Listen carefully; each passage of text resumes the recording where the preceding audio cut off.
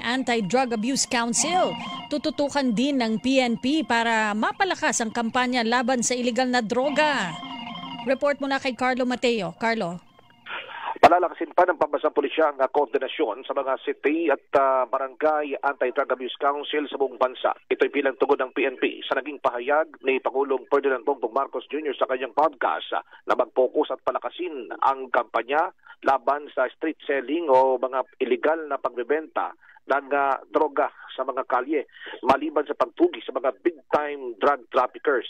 Sinabi ni Police Colonel Randolph Tuanyo ang PI o OIC ng chief ng PNP na gagamitin sa pag-validate ng PNP ang listahan ng mga tulak na droga mula sa barangay para sa kanilang isasagawang bloodless anti-drug operation.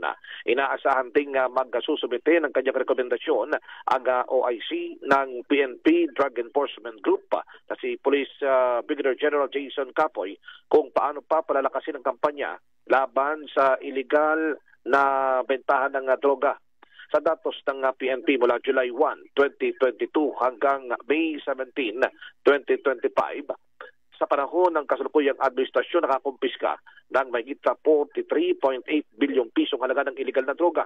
Habang mula July 1, 2016 hanggang May 17, 2019, na panahon ng dating administrasyon ay umabot sa 14.3 billion piso ang nakumpiska. Ay kay Colonel Tuanyo, di hamak lamang na halos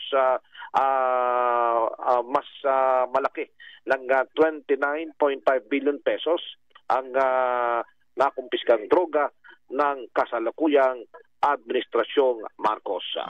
Ako si Carlo Mateo ng GMA Super Radio, DCWB Patato. Maraming salamat, Carlo Mateo.